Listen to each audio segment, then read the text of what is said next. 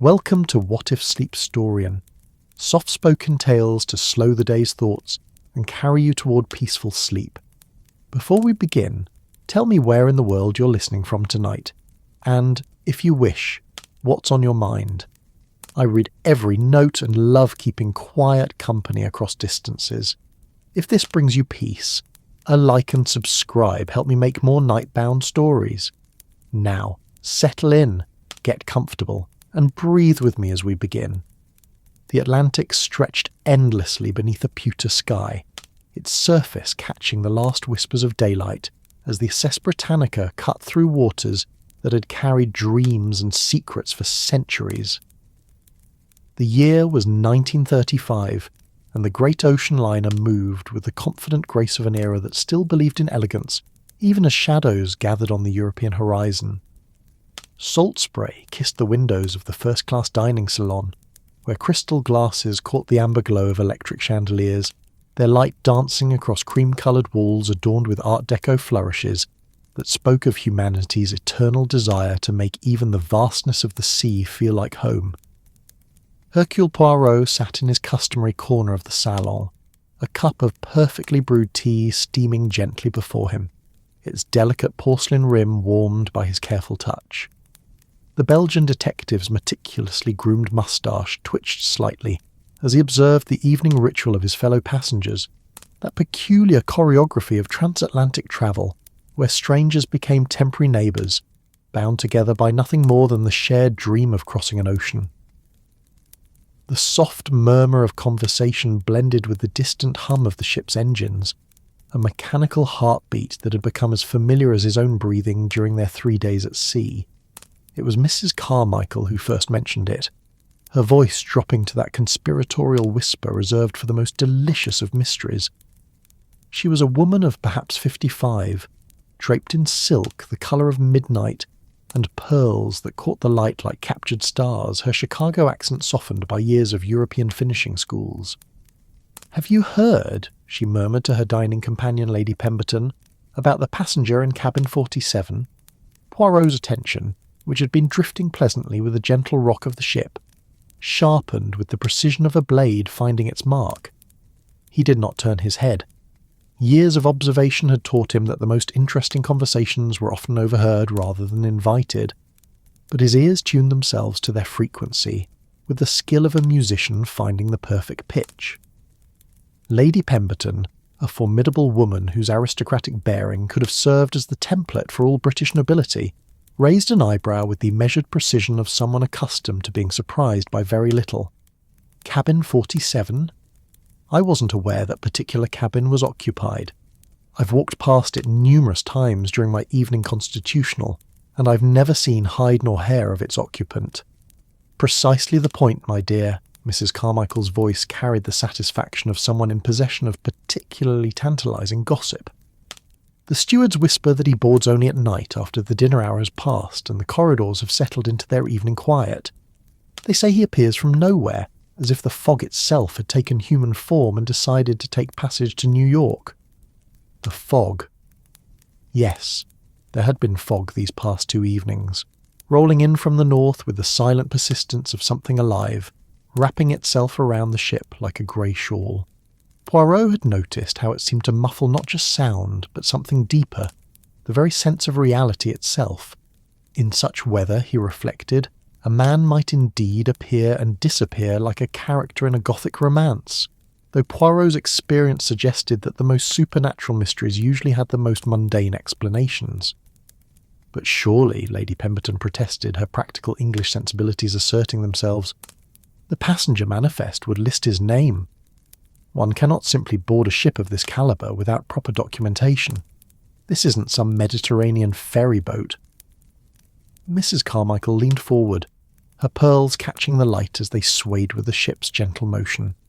"That, my dear Lady Pemberton, is where the mystery deepens. Young Thomas, he's the night steward on our deck, charming boy with the most earnest blue eyes.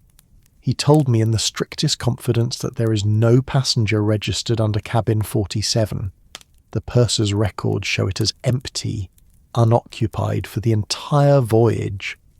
The dining salon hummed with the quiet symphony of evening aboard a great liner. Silverware clinked against china with the gentle percussion of civilization asserting itself against the vastness of the ocean. Somewhere in the distance a string quartet played Debussy, the notes floating through the air like musical sea foam. The scent of roasted duck and fine wine mingled with the ever-present tang of salt air that no amount of luxury could entirely banish. A reminder that they were, after all, but a small island of humanity in the midst of an endless expanse. Poirot sipped his tea thoughtfully, allowing the conversation to wash over him like the gentle waves that lapped against the ship's hull. The 1930s were a peculiar time for ocean travel, he mused. The great age of immigration had largely passed, but the ships still carried their human cargo across the Atlantic. Now it was businessmen seeking opportunity, socialites fleeing scandal, artists chasing inspiration, and occasionally, though one rarely spoke of it openly, those who had reasons of their own for wishing to be somewhere else entirely. The Britannica herself was a marvel of modern engineering, a floating city that represented the pinnacle of human achievement in maritime luxury. Her Art Deco interiors spoke of an age that believed firmly in progress, in the power of human ingenuity to tame even the wild ocean. The grand staircase in the main foyer curved like a frozen waterfall, its brass railings polished to mirror brightness. The smoking lounge, with its leather chairs the colour of aged cognac, and its cedar panelling that whispered of distant forests, provided a masculine refuge where gentlemen could discuss the state of the world over brandy and cigars. The ladies' salon, by contrast, was a temple to feminine refinement, all silk wall coverings in shades of rose and gold, with delicate furniture that seemed to float rather than merely stand. But it was in the dining salon that the ship's true character revealed itself. Here, 3 times daily, the complex social hierarchy of transatlantic travel played out its eternal drama. The ship's passengers represented the full spectrum of 1930s society, from industrial magnates whose fortunes had survived the recent economic turbulence to European nobility whose titles carried more weight than their bank accounts. There were Broadway actresses travelling incognito, hoping to avoid the attention of gossip columnists, and university professors carrying precious manuscripts to prestigious American institutions. Artists and writers huddled in animated conversations about the changing world, while businessmen discussed trade agreements with the intensity of generals planning a campaign. "I've made some inquiries of my own," Mrs. Carmichael continued, clearly relishing her role as the evening's chief purveyor of mystery. The cabin boy who services that section of the corridor, young Pierre with the most adorable French accent. He swears that each morning he finds evidence of occupancy. The bed has been slept in, though made with military precision.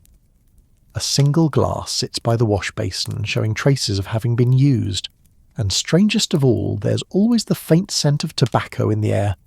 Not cigarettes, mind you, but proper cigars. Cuban, if Pierre's nose can be trusted, and given his Marseille upbringing, I suspect it can. Lady Pemberton's practical nature wrestled visibly with her curiosity. Perhaps it's simply a matter of scheduling confusion.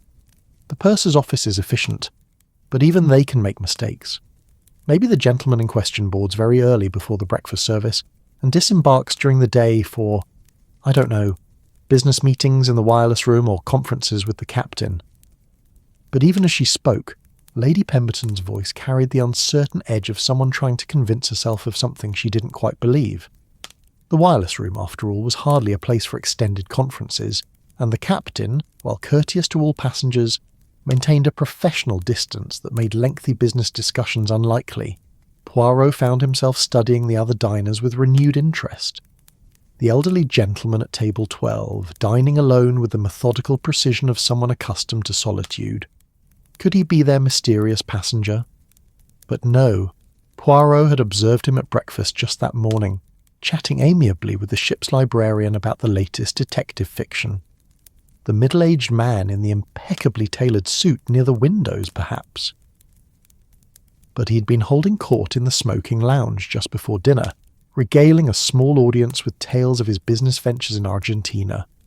The truth was, Poirot realised as he allowed his gaze to drift across the dining salon, that he had developed a mental catalogue of his fellow passengers, a habit born of professional necessity and personal curiosity.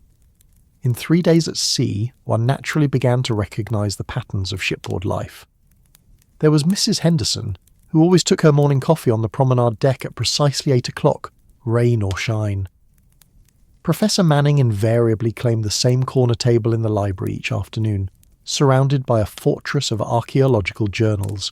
The Rothschild twins, those vivacious young ladies from Boston, could be found each evening in the ballroom, never lacking for dance partners, but always preferring each other's company. The ship's routine was as predictable as the tides themselves. Morning brought the gentle chaos of breakfast service, followed by the leisurely parade of passengers taking their constitutional on the decks. The afternoon settled into quieter pursuits, reading, letter-writing, gentle conversation over tea. Evening exploded into social brilliance, with cocktails in the Palm Court, dinner in the Grand Salon, and entertainment that might include anything from classical recitals to spirited debates about the future of Europe. "You know," Mrs. Carmichael said, lowering her voice even further, "I've begun to wonder if our mysterious passenger might be someone rather important. The kind of person who has reasons for maintaining a low profile, if you understand my meaning." Lady Pemberton's eyes widened slightly. "You don't mean... Surely not someone fleeing scandal? This is a respectable ship." "Oh, my dear, scandal is far too mundane an explanation. I'm thinking of something rather more significant. Have you noticed the tension among some of the European passengers? The way certain conversations stop abruptly when others approach? There's something in the air besides salt spray. Mark my words." Indeed, Poirot had noticed. The 1930s were a time of gathering storms, both meteorological and political. Europe simmered with tensions that seemed to grow more serious with each passing month. In the smoking lounge, conversations that began with discussions of business or sports often drifted toward more serious matters. The situation in Germany, the delicate balance of power, the sense that the world stood on the brink of changes that none could fully predict. It was entirely possible, Poirot mused, that someone aboard the Britannica carried secrets worth hiding. Industrial espionage was hardly unknown, and the ship's passenger manifest read like a who's who of international commerce and diplomacy. There were steel magnates and oil executives, diplomatic attachés travelling discreetly, and more than one passenger whose stated profession of gentleman of leisure might encompass activities of a more complex nature. The evening's entertainment was drawing to a close. The string quartet had moved from Debussy to something lighter, more suited to the post-dinner hour when conversation turned from business to pleasure. Waiters moved with the silent efficiency of shadows, clearing tables and preparing the salon for its transformation into a late evening social space. Some passengers drifted toward the ballroom where dancing would continue until the small hours. Others headed for the more intimate atmosphere of the smoking lounge or the ladies' salon. Poirot finished his tea and rose from his table, his movements deliberate and unhurried. The mystery of Cabin 47 intrigued him, certainly, but not enough to disturb the peaceful rhythm of shipboard life that he had come to appreciate. Tomorrow would bring its own revelations, as all days did. For tonight he would content himself with a gentle stroll around the promenade deck, breathing in the salt air and listening to the eternal conversation between wind and wave. As he made his way toward the salon's exit, he paused near Mrs. Carmichael's table. "I could not help but overhear," he said with his characteristic politeness, "your discussion of the passenger in cabin 47. A most intriguing puzzle, is it not?" Mrs. Carmichael's eyes lit up with the delight of someone who had found an appreciative audience for her mystery. "Oh, Monsieur Poirot, how wonderful that you find it interesting. I do hope you might apply that famous detective brain of yours to the problem. It has been quite consuming my thoughts." "Perhaps," Poirot replied with a gentle smile, his eyes twinkling with amusement. "Tomorrow I shall make some discreet inquiries. But for tonight, I think I shall be content to let the ocean keep its secrets for just a little while longer. After all, mysteries, like fine wine, often improve with a bit of patience."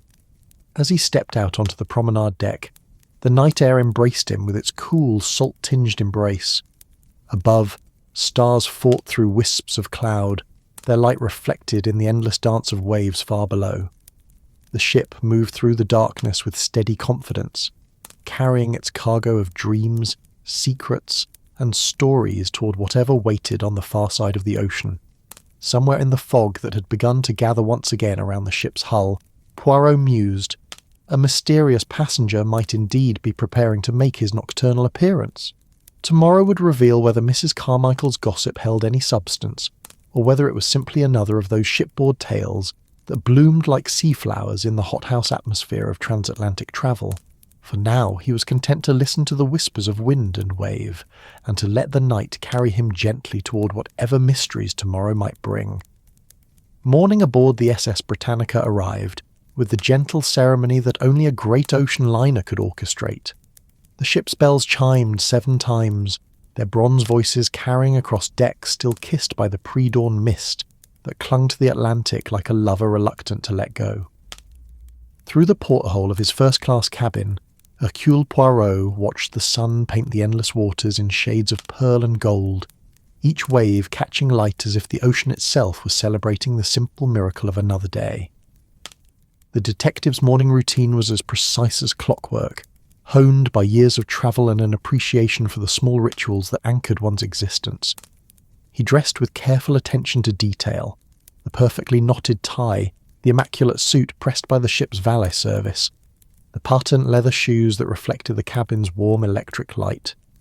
His moustache received its daily grooming with the reverence of a gardener tending prize orchids, each whisker coaxed into place with pomade that carried the faintest scent of bergamot. By 8 o'clock he'd taken his customary place in the first-class dining salon, where morning light streamed through tall windows, casting dancing patterns across tables laid with crisp white linen and china so fine it seemed to glow from within. The breakfast service aboard the Britannica was a testament to civilization's triumph over the wilderness of the sea. Silver chafing dishes kept eggs at perfect temperature. Crystal bowls held fruits that had never seen salt spray, and coffee arrived in elegant pots that transformed the simple act of morning sustenance into something approaching art. Poirot had just buttered his second piece of toast, thick cut from bread baked in the ship's own ovens, its crust golden as autumn leaves, when he noticed the conversation at the table beside his had turned once again to the matter of cabin 47. This time it was not the well-bred whispers of society matrons, but the more practical discourse of gentlemen who prided themselves on getting to the bottom of things.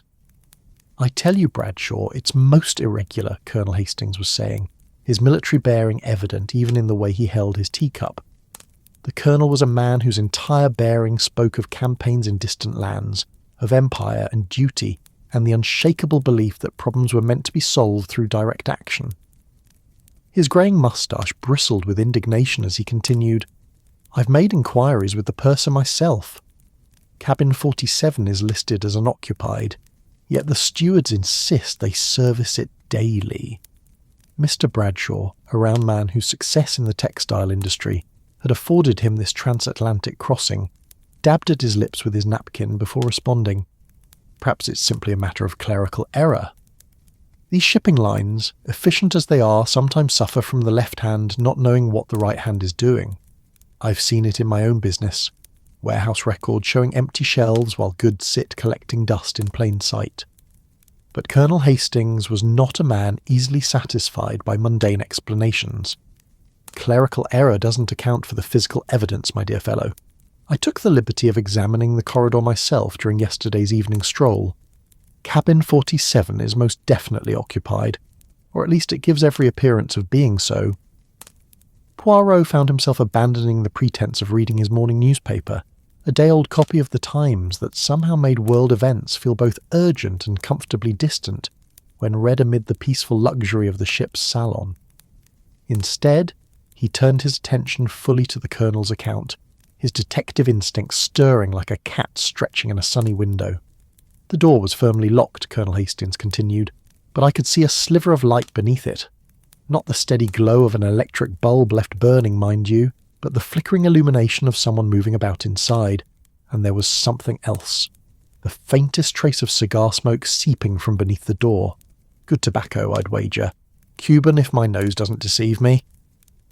The mention of cigars sparked Poirot's memory. Cuban tobacco was not uncommon aboard a ship of this calibre, but it was expensive enough to suggest a passenger of some means. More intriguingly, it suggested someone with particular tastes. Cuban cigars were not merely a luxury, but a statement of sophistication and worldliness. They spoke of someone who understood quality, who appreciated the finer things that life aboard a great ocean liner could offer. Mr. Bradshaw leaned forward, his businessman's curiosity clearly piqued. "Did you attempt to make contact?" A simple knock on the door might have resolved the mystery entirely. "I did indeed," the Colonel replied, his voice dropping to a conspiratorial whisper that nonetheless carried clearly to Poirot's attentive ears. 3 discreet raps, the sort any gentleman would recognise as a polite inquiry. The response was peculiar. In what way peculiar? The light within immediately went out as if snuffed by an invisible hand. The movement ceased entirely. It was as though whoever was inside had simply vanished. I waited for several minutes, but there was no further sign of occupancy. No sound, no light, nothing at all.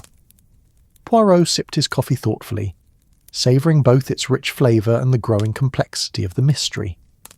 The behaviour described by Colonel Hastings suggested someone who very much did not wish to be discovered. But why? What could drive a passenger aboard a respectable ocean liner to such elaborate measures of concealment? The morning routine of the ship continued around them with clockwork precision. Stewards moved silently between tables, refreshing coffee cups and clearing plates with the invisible efficiency that marked the best service. Through the dining salon's windows, Poirot could see early risers taking their constitutional on the promenade deck, bundled in coats against the morning chill but determined to take their daily exercise despite the salt air's bite. The 1930s had brought a new sophistication to ocean travel, transforming what had once been an ordeal of endurance into an experience of luxury that rivaled the finest hotels on land. The Britannica represented the pinnacle of this evolution, a floating palace where passengers could cross the Atlantic without sacrificing any of the comforts they might expect from the most exclusive establishments in London or New York. The ship's architects had understood that the ocean's vastness could be overwhelming, and so they had created intimate spaces within the grand structure. Cosy reading nooks in the library, private alcoves in the smoking lounge, quiet corners where passengers could find solitude even amid the social whirl of shipboard life. But with luxury came complications. A ship like the Britannica attracted passengers who valued their privacy, who might have reasons of their own for preferring to remain unnoticed. Business dealings that required discretion, personal matters that demanded confidentiality, or simply the desire to escape the pressures of life on shore, all found refuge in the anonymous society of ocean travel. After breakfast, Poirot made his way to the purser's office, a small but efficiently organised space located on the main deck near the grand staircase. The office served as the administrative heart of the ship, where passenger concerns were addressed, mail was sorted, and the countless details of managing a floating city were coordinated with military precision. Mr. Henderson, the chief purser, was a man whose appearance suggested both competence and discretion. His uniform was immaculate, his manner professional but not unfriendly, and his eyes held the careful neutrality of someone accustomed to handling the requests and complaints of demanding passengers. When Poirot knocked gently on the open door, Henderson looked up from his ledgers with the practised smile of a man prepared to solve any reasonable problem. "Good morning, Monsieur Poirot. How may I be of service?" "A small matter of curiosity, if you would be so kind," Poirot began, his tone carefully casual. "I have heard mention among the passengers of cabin 47. There seems to be some confusion about its occupancy status." Henderson's professional composure flickered for just an instant, a momentary tightening around his eyes that suggested this was not the first inquiry he had received on the subject. He consulted his passenger manifest, running his finger down the neat columns of names and cabin numbers with the practised efficiency of someone who knew every entry by heart. "Cabin 47, he said finally, "is listed as unoccupied for this voyage. It was cleaned and prepared for service, of course, but no passenger was assigned to it. We occasionally carry empty cabins, particularly on crossings that aren't fully booked, It's not uncommon. And yet, Poirot observed gently, the stewards service it daily, as if it were occupied. Henderson's pause was almost imperceptible, but Poirot caught it nonetheless. The stewards follow their rounds according to established procedures. They service all cabins in their assigned sections regardless of occupancy status. It ensures that the ship maintains its standards of cleanliness and readiness. It was a reasonable explanation, but something in Henderson's manner suggested there was more to the story. Poirot had spent enough years observing human nature to recognise the signs of someone choosing their words very carefully indeed. "Perhaps," Poirot suggested with his most disarming smile, "I might take a look at the cabin myself. Simple curiosity, you understand. I find myself with time on my hands, and puzzles have always fascinated me." Henderson hesitated, clearly weighing his options. Refusing such a request from a passenger of Poirot's standing would be difficult to justify, yet his reluctance was obvious. Finally, he reached for his keys with the air of a man making a decision he wasn't entirely comfortable with. "Of course, Monsieur Poirot, though I'm afraid you'll find it quite ordinary. Just an empty cabin, properly maintained but unoccupied." The walk to cabin 47 took them through corridors that showcased the ship's Art Deco elegance. The walls were panelled in warm wood, polished to a mirror shine that reflected the soft light from ornate sconces. Carpet runners in rich burgundy muffled their footsteps, and the air carried the subtle scent of lemon oil and fresh flowers from arrangements that were refreshed daily by the ship's staff. The first-class cabin section maintained an atmosphere of quiet luxury, designed to make passengers forget they were aboard a ship at all. The corridors were wide enough for comfortable passage, with alcoves containing chairs and small tables where passengers might pause for private conversation. Artwork adorned the walls, reproduction paintings and original watercolours that spoke of cultured taste and substantial investment in passenger comfort. Cabin 47 stood at the end of a corridor, its polished brass number gleaming against the dark wood of the door. From the outside it appeared identical to every other first-class cabin, substantial, well-maintained, and offering no hint of mystery. But as they approached, Poirot's sensitive nose detected something that made his step falter almost imperceptibly. Tobacco. Specifically the rich, distinctive aroma of fine cigar smoke, so faint as to be almost imaginary, yet unmistakably present. It hung in the air like a ghost of luxury, a whisper of someone who appreciated the finer things in life. Henderson inserted his key into the lock with movements that seemed slightly reluctant. The mechanism turned with the well-oiled precision of quality hardware, and the door swung open to reveal an empty cabin, or rather, a cabin that appeared empty at first glance. The furnishings were standard for first-class accommodations. A comfortable bed with crisp white linens, a writing desk positioned near the porthole, a wardrobe of sufficient size for a gentleman's travelling wardrobe, and a private wash basin with all the appointments one might expect. Sunlight streamed through the porthole, casting a warm glow across surfaces that showed no obvious signs of recent occupancy. But Poirot's trained eye caught details that spoke a different story. The bed, while made with military precision, showed the subtle impressions of someone who had slept there recently. The wash basin, though clean, held a single water glass positioned with the careful placement of someone who had used it, and then positioned it just so. Most tellingly, the cigar aroma was stronger here, lingering in the enclosed space like a signature written in smoke. "Most interesting," Poirot murmured, moving slowly through the cabin with the careful attention of someone reading a story written in the smallest of details. He approached the wardrobe and opened it carefully, revealing empty hangers, but also the faintest scent of expensive cologne. Something subtle and sophisticated, the sort of fragrance a gentleman of means might choose. Henderson watched nervously as Poirot examined the cabin, his professional composure beginning to show cracks.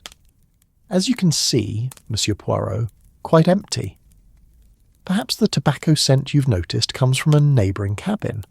Odours can travel in unexpected ways aboard ship."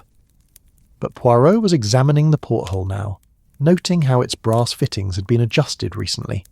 The screw threads showed fresh scratches that spoke of someone who had opened and closed it within the past day or two. Someone who had wanted fresh air, perhaps to clear away the evidence of their presence. "Tell me," Poirot said, turning back to Henderson with the air of someone making polite conversation. "When exactly was this cabin last inspected by ship's officers? Not the daily steward service, you understand, but a formal inspection." Henderson consulted a small notebook he produced from his uniform pocket, though Poirot suspected he already knew the answer. 3 days ago, when we departed Southampton, standard procedure before departure, 3 days, which meant that for the entire voyage thus far, cabin 47 had been officially empty while showing unmistakable signs of occupancy. Someone was using this cabin, but doing so in a way that avoided all official notice. The question was not just who, but why such elaborate secrecy was necessary. As they prepared to leave the cabin, Poirot's attention was caught by one final detail, a small indentation in the carpet near the desk, as if something heavy had rested their tempo, a trunk perhaps, or a substantial piece of luggage, something that had been moved recently, leaving only the faintest impression in the thick pile of the carpet. "Most illuminating," Poirot said, as Henderson locked the door behind them. "I thank you for satisfying my curiosity, though I confess the mystery has only deepened." Henderson's relief at leaving the cabin was obvious, though he attempted to maintain his professional demeanour. "I'm sure there's a perfectly reasonable explanation, Monsieur Poirot. Ships can be full of odd quirks, you know. Sounds and scents can travel in unexpected ways." But as they walked back through the elegant corridors toward the main section of the ship, Poirot found himself thinking not about odd quirks, but about the careful precision with which someone was maintaining a presence aboard the Britannica while remaining officially invisible. The attention to detail was remarkable. The bed made just so, the glass positioned with care, even the porthole adjusted to manage the telltale aroma of expensive tobacco. This was not the work of a casual stowaway, or someone simply trying to avoid paying passage. This was the careful craft of someone who understood both the rhythms of shipboard life and the importance of leaving no traceable evidence of their presence. Someone who had reason to be aboard the ship, but equally compelling reasons to remain unnoticed. The morning sun climbed higher as Poirot made his way back to the promenade deck, where passengers were beginning to emerge for their daily constitutional. The Atlantic stretched endlessly in all directions, its surface broken only by the ship's wake and the occasional white cap that caught the light like scattered diamonds. Somewhere on this floating world of luxury and hidden secrets, a mystery passenger continued his careful game of hide-and-seek. But mysteries, Poirot reflected as he settled into a deck chair with his morning newspaper, were rather like puzzles. Once you understood the basic principles, the solution often revealed itself with surprising clarity. The challenge was learning to read the language in which the puzzle was written. And this particular puzzle, he was beginning to suspect, was written in the sophisticated vocabulary of international intrigue, where the stakes were considerably higher than a simple matter of unpaid passage. The day was warming nicely, and the ship's routine continued with the reassuring predictability that made ocean travel such a pleasant respite from the uncertainties of life on shore. But beneath that peaceful surface, Poirot sensed currents of mystery that ran as deep as the ocean itself. The afternoon sun had settled into that golden position, where it transformed the SS Britannica into a floating palace of light and shadow. From his position on the promenade deck, Hercule Poirot watched the interplay of brilliance and shade dance across the ship's pristine surfaces, each beam seeming to reveal new secrets hidden in plain sight. The detective had spent the morning digesting not only an excellent lunch of Dover sole and perfectly prepared vegetables, but also the curious discoveries from his examination of cabin 47. The cigar smoke that lingered like an aromatic ghost had become his primary clue, and Poirot understood that such evidence, ephemeral as it might seem, could lead to remarkably solid conclusions. Fine tobacco left traces that the trained nose could follow like a bloodhound following a scent, and Cuban cigars in particular had a distinctive character that set them apart from their lesser cousins. More importantly, they suggested a passenger of considerable means and sophisticated tastes, not someone who would choose such concealment lightly. after securing a detailed deck plan from the helpful Mr. Henderson in the purser's office, a request that had been granted with obvious reluctance, Poirot had begun what he privately termed his aromatic investigation. The ship's layout revealed itself to be a marvel of engineering efficiency, wrapped in luxurious appointments, with corridors that flowed like arteries through the vessel's body, connecting the various organs of shipboard life with elegant functionality. The first-class section occupied the ship's prime real estate, positioned to minimise the engine noise while maximising access to the finest amenities. The corridors here were wide enough for ladies in the full skirts that fashion demanded, carpeted in rich burgundy pile that muffled footsteps and conversation alike. Brass fittings gleamed with the attention of crew members who understood that luxury lay in details maintained to perfection, and the air carried the subtle scent of lemon oil, fresh flowers, and the indefinable atmosphere of quiet prosperity. Poirot had developed his tracking technique during his years with the Belgian police, though he had never imagined applying it to the rarefied atmosphere of transatlantic travel, comfortable with authority and accustomed to having his opinions respected. Most intriguingly, he was smoking a cigar that, even from a distance, Poirot could identify as Cuban by its distinctive aroma and the particular quality of smoke it produced. The gentleman noticed Poirot's attention and nodded politely, the sort of acknowledgement that passed between passengers who recognised each other without necessarily having been formally introduced. Poirot returned the nod and decided that a more direct approach might be warranted. "A beautiful afternoon for ocean travel," Poirot observed, as he moved to a chair closer to the gentleman, settling himself with the deliberate comfort of someone prepared for extended conversation. "Indeed it is," the gentleman replied, his accent carrying the cultured tones of someone educated at the finest British institutions. "Though I must confess, I find myself preferring the ship's more intimate spaces to the crowds on the upper decks. Too much fresh air can be overwhelming after the comforts of civilization." Poirot smiled at this sentiment, which struck him as both humorous and revealing. "I could not agree more, and I notice you have excellent taste in tobacco. Cuban, if I am not mistaken." The gentleman's eyes showed a flicker of something, surprise, perhaps, or wariness, before settling back into polite interest. "You have a discerning nose, monsieur?" "Poirot, Hercule Poirot, and you are quite correct about my nose. It is something of a professional necessity in my line of work." "Ah, the famous detective. I had heard you were aboard, though I hadn't had the pleasure of an introduction. I am Sir Reginald Pemberton. Perhaps you know my wife, Lady Pemberton. She mentioned making your acquaintance at dinner last evening." Indeed, Poirot did remember Lady Pemberton, the formidable aristocrat who had been present during Mrs. Carmichael's initial exposition of the Cabin 47 mystery. The connection was interesting, though not necessarily significant. The first-class passenger list was relatively small, and social connections were inevitable. "Your wife is a delightful conversationalist," Poirot replied diplomatically. "And yes, Cuban tobacco does have a most distinctive character. I notice it particularly because it is relatively uncommon aboard ship, despite the general excellence of the smoking lounge's selections." Sir Reginald drew thoughtfully on his cigar, the smoke curling upward in elegant spirals that caught the afternoon light streaming through the lounge's windows. "True enough, I brought my own supply, a small indulgence I allow myself during ocean crossings. There's something about the combination of fine tobacco and sea air that creates a rather unique experience." The conversation continued in this vein for several minutes, touching on the pleasures of travel, the excellence of the ship's appointments, and the general satisfaction of life aboard a luxury liner. But Poirot's detective instincts were cataloguing details that went beyond mere social pleasantries.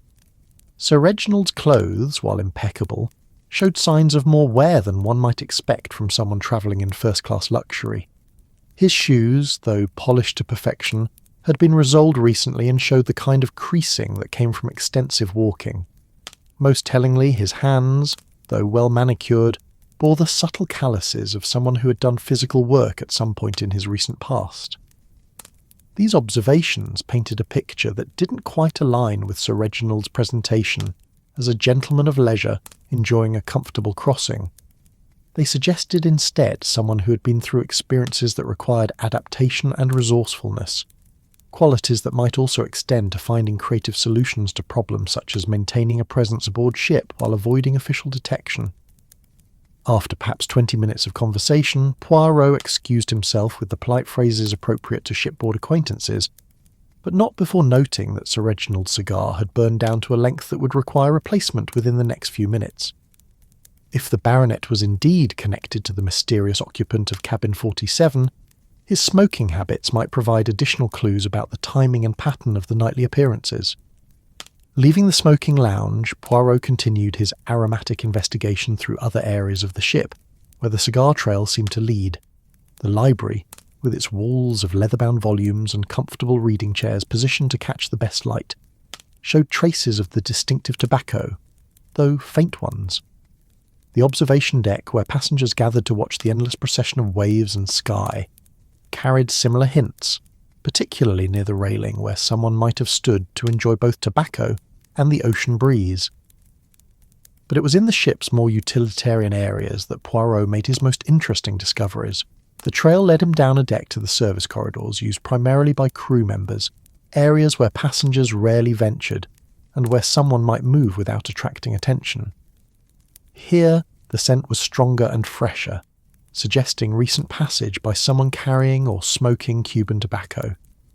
The service corridors revealed a different aspect of the ship's character, one hidden from the passengers who experienced only the luxury of the public spaces.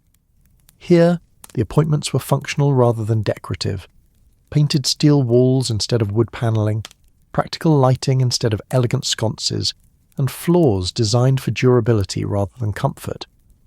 Yet even these utilitarian spaces showed the attention to detail that marked a well-run vessel. They were clean, well-maintained, and organised with military precision. Following the scent trail through these corridors required considerable stealth, as Poirot had no desire to explain his presence to crew members who might quite reasonably wonder what a first-class passenger was doing in areas normally off-limits to civilians.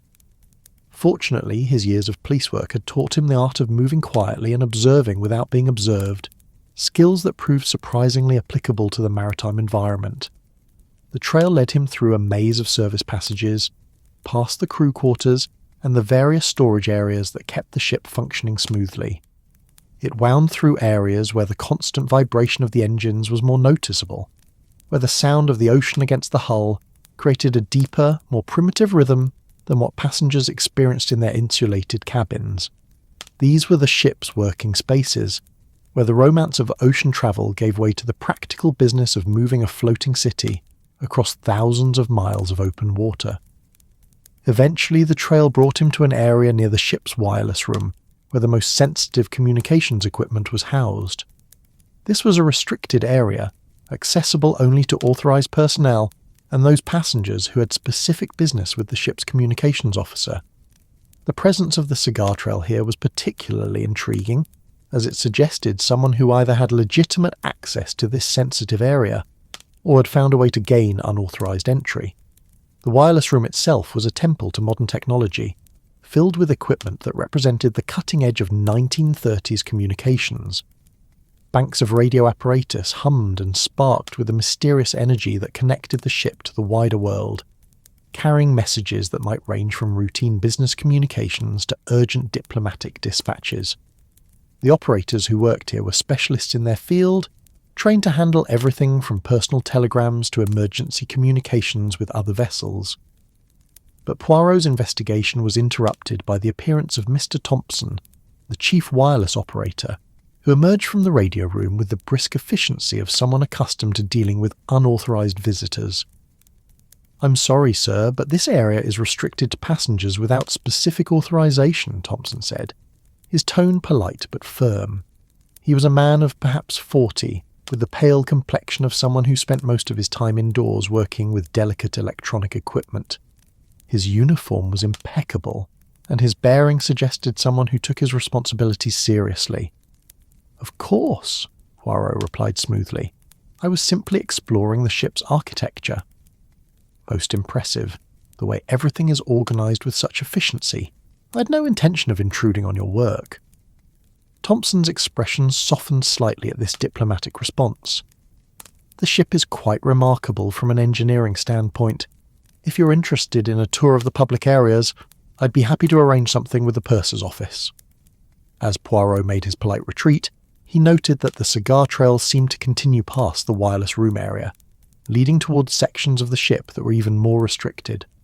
This suggested either someone with extraordinary access privileges or someone who had developed remarkable skill at moving through areas where they were not supposed to be.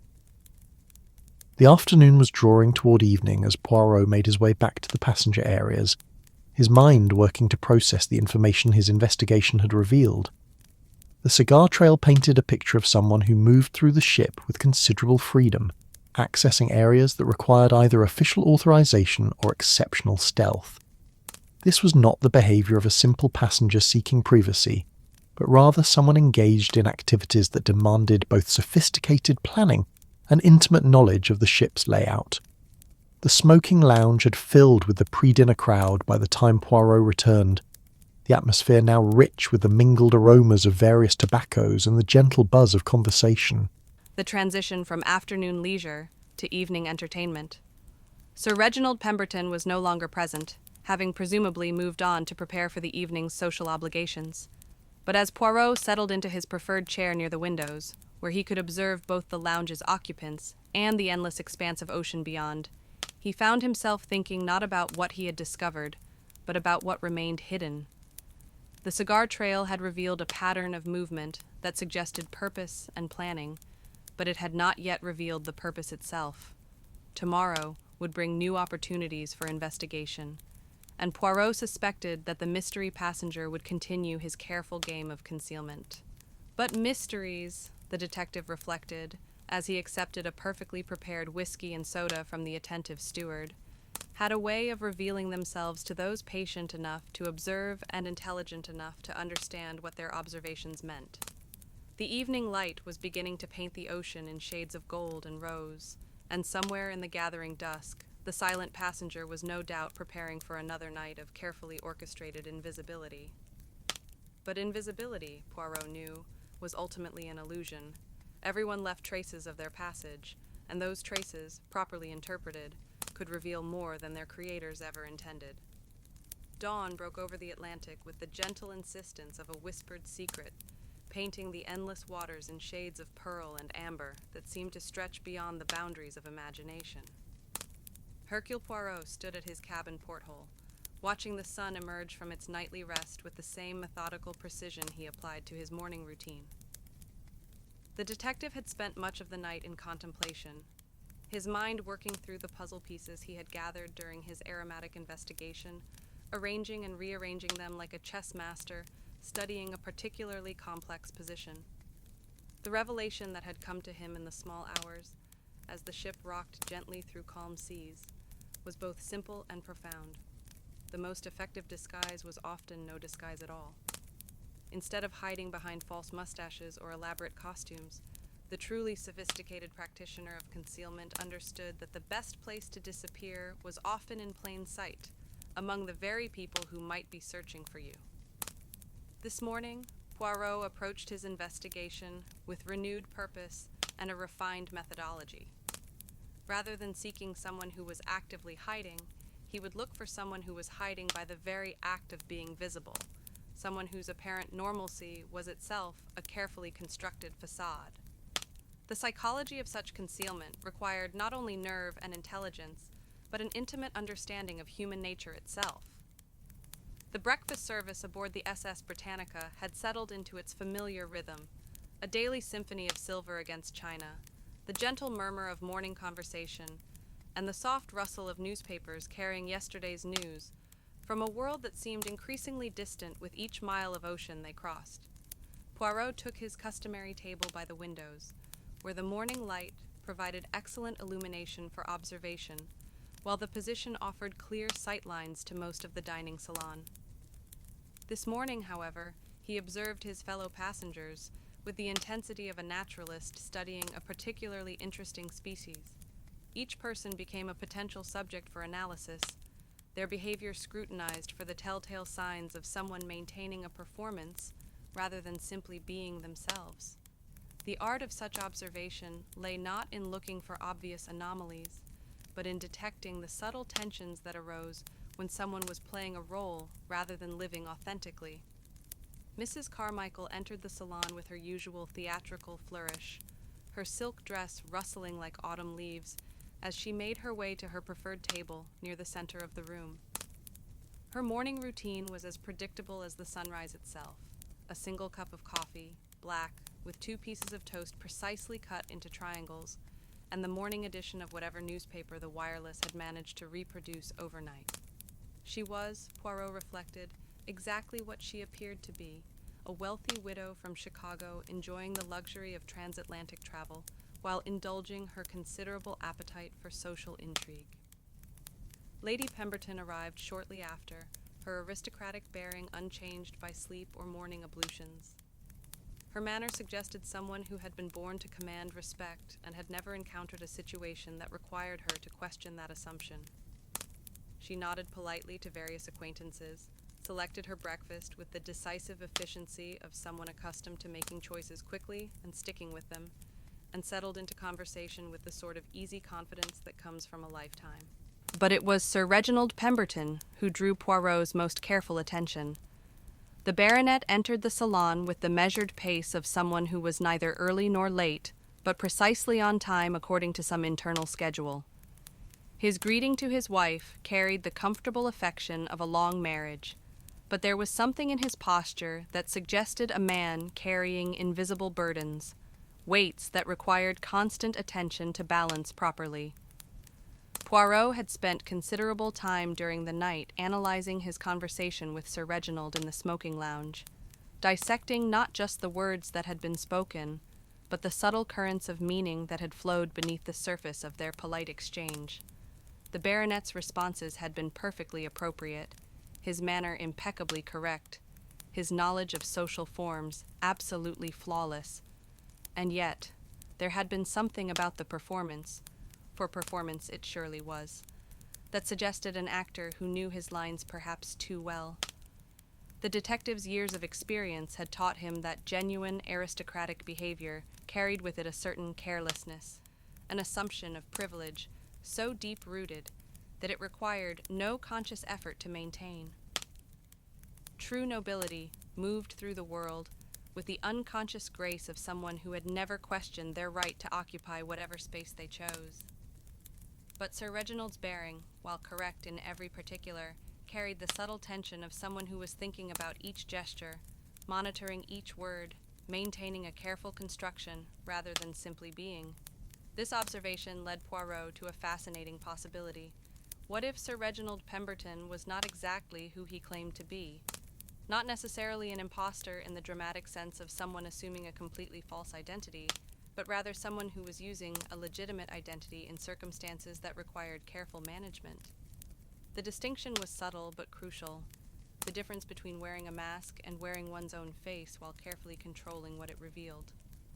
As breakfast continued around him, Poirot began to notice other details that supported this theory. Sir Reginald's clothes, while perfectly appropriate for a gentleman of his supposed station, showed the subtle signs of having been selected and maintained with more care than someone of genuine inherited wealth might typically exercise.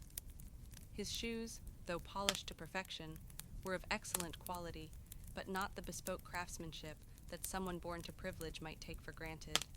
His watch, visible when he reached for his coffee cup, was a fine timepiece, but not the sort of heirloom that might be passed down through generations of titled families. Most tellingly, Sir Reginald's conversation, while perfectly informed on the topics one might expect an aristocrat to discuss, seemed to draw from knowledge that had been carefully acquired rather than absorbed through a lifetime of privilege. When he spoke of hunting, it was with the precision of someone who had studied the subject rather than the casual expertise of someone who had grown up with hounds and horses. When he mentioned various country estates, his familiarity seemed more geographic than personal, as if he knew them from maps and photographs rather than weekend visits. But perhaps the most revealing detail was the way Sir Reginald's eyes moved when he thought no one was observing him. During conversations, his attention was perfectly focused, his responses appropriately timed, his interest apparently genuine. But in the moments between social interactions, when he assumed himself unobserved, his gaze had the calculating quality of someone constantly assessing his environment, monitoring for potential threats or opportunities. It was the look of someone who understood that vigilance was the price of whatever game he was playing. The morning progressed with the peaceful predictability that made ocean travel such a balm for frazzled nerves. Passengers moved through their established routines, constitutional walks on the promenade deck, visits to the library for quiet reading, correspondence written at elegant writing desks that transformed even routine business communications into something approaching literature. The ship's crew maintained their invisible efficiency, ensuring that luxury appeared effortless while requiring enormous coordination behind the scenes. Poirot spent the late morning in the ship's library, a sanctuary of leather-bound volumes and comfortable reading chairs that represented civilization's triumph over the chaos of wind and wave. The library aboard the Britannica was more than simply a collection of books. It was a carefully curated selection designed to appeal to the sophisticated tastes of transatlantic travelers. Classic literature stood alongside contemporary works, scientific treatises neighbored philosophical texts, and current periodicals from both sides of the Atlantic provided windows into the rapidly changing world of the 1930s. The atmosphere in the library was one of scholarly quiet, broken only by the gentle whisper of turning pages and the occasional soft footfall of someone moving between the stacks. Morning light streamed through tall windows, creating pools of golden illumination where dust motes danced like tiny spirits celebrating the simple pleasure of existence. The leather chairs were positioned to take advantage of this natural lighting, while discreet electric lamps provided additional illumination for those who preferred the evening hours for reading. It was here that Poirot made his next significant observation. Sir Reginald had entered the library with the casual air of someone seeking merely to pass time with pleasant reading, but his selection of materials told a different story. Rather than choosing the sort of light literature or current affairs that might appeal to a gentleman of leisure, he had gravitated toward technical publications, shipping schedules, maritime law journals, and most intriguingly, a detailed analysis of international trade agreements that had been published by a London think tank specialising in European economic policy.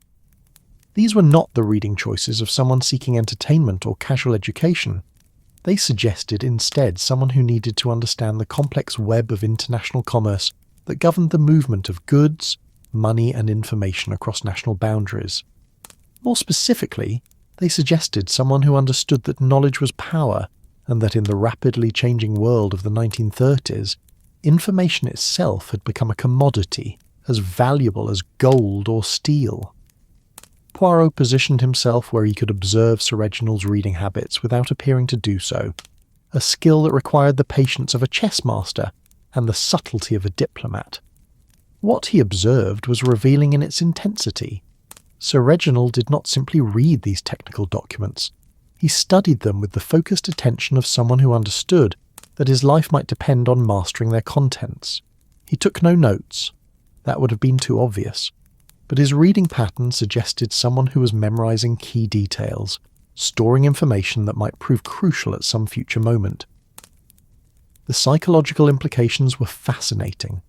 Someone engaged in legitimate business affairs might certainly need to understand shipping schedules and trade agreements, but they would typically have access to such information through normal commercial channels. The need to study such materials while maintaining the appearance of casual leisure suggested someone who was operating outside normal business structures, someone who had to acquire information through indirect means, because direct inquiries might attract unwanted attention. As the morning drew toward noon, Poirot's attention was drawn to another detail that seemed insignificant, but might prove crucial. Sir Reginald had been reading for nearly 2 hours when he was approached by one of the ship's stewards carrying a message on the distinctive cream-coloured stationery used for official ship communications. The steward's manner was deferential but not obsequious, suggesting that the message was routine rather than urgent. But Sir Reginald's reaction to receiving the message was anything but routine. For just an instant before his trained composure reasserted itself, his face showed something approaching alarm. The emotion passed so quickly that anyone not specifically watching for such reactions might have missed it entirely, but Poirot's detective instincts caught the fleeting expression and filed it away for future analysis. Sir Reginald opened the message with hands that were perfectly steady, read its contents with the same calm attention he had applied to his technical reading, and then folded the paper with precise movements that suggested someone accustomed to handling sensitive documents. But throughout this process, Poirot could see the subtle signs of a man whose mind was racing, even as his exterior remained calm. The message itself was presumably disposed of in some appropriate manner, but its effect on Sir Reginald was lasting. For the remainder of his time in the library, his reading became more focused, more urgent, as if the message had confirmed something he had suspected or provided information that required immediate action. When he finally rose to leave, his movements carried the controlled haste of someone who had somewhere important to be, though he maintained the casual pace appropriate to a gentleman of leisure. Poirot remained in the library for another hour, ostensibly absorbed in a fascinating account of archaeological discoveries in Egypt, but actually considering the implications of what he had observed. The pattern that was emerging suggested someone who was using his legitimate presence, the ship, to conduct activities that were anything but routine. The combination of technical knowledge gathering, careful message handling, and the underlying tension that seemed to drive Sir Reginald's every action painted a picture of someone engaged in what could only be described as espionage. The 1930s were, Poirot reflected, a time when the boundaries between nations were becoming increasingly fluid, when political tensions were creating opportunities for those who understood how to profit from information. The great ocean liners served not only as transportation, but as neutral meeting grounds where individuals from different countries could encounter each other without the formal protocols that govern diplomatic relations on land. In such an environment, someone with the right connections and the necessary skills could operate with considerable freedom, particularly if they understood how to blend into the legitimate passenger population. But espionage, even at its most sophisticated level, ultimately depended on the movement of information from one place to another. Documents had to be acquired, copied, and transmitted. Messages had to be received and decoded. Physical evidence had to be hidden and protected. All of these activities required not just skill and courage, but access to the right facilities and the ability to move freely without attracting suspicion. The connection between Sir Reginald's behaviour and the mystery of Cabin 47 was beginning to form in Poirot's mind like a photograph developing in a dark room. If Sir Reginald was indeed engaged in espionage activities, he would need a secure base of operations aboard the ship, somewhere he could work without interruption and store materials without discovery. An officially unoccupied cabin would provide exactly such a facility, particularly if he had found a way to access it without leaving traces in the ship's official records. The technical knowledge Sir Reginald was acquiring through his library research would be essential for understanding how such a scheme might work. Shipping schedules would tell him when the ship would be in communication with shore stations, when wireless traffic would be heaviest, and when his own transmissions might be hidden among the normal commercial traffic. Maritime law would explain the jurisdictional complexities that governed activities aboard ships in international waters. Trade agreements would provide the framework for understanding how information might be valued and transmitted between interested parties. As Poirot made his way from the library toward the dining salon for lunch, he found himself thinking about the psychology of someone who would undertake such a complex deception. It required not just technical skill and careful planning, but the kind of steady nerves that could maintain a performance under constant scrutiny. Sir Reginald had demonstrated all of these qualities, but he had also shown something else, the underlying tension of someone who understood that discovery would mean more than simple embarrassment. The lunch crowd in the dining salon provided perfect cover for continued observation. The midday meal aboard the Britannica was a more casual affair than dinner, with passengers free to come and go according to their own schedules rather than the formal seating arrangements that governed evening dining.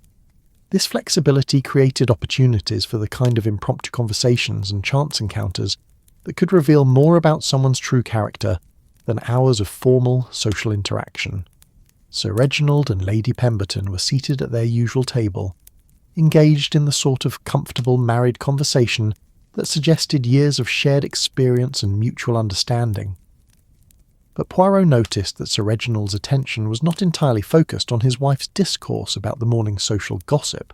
Instead, his eyes periodically swept the dining salon with the systematic attention of someone conducting surveillance, monitoring the location and activities of specific individuals with the precision of a military scout.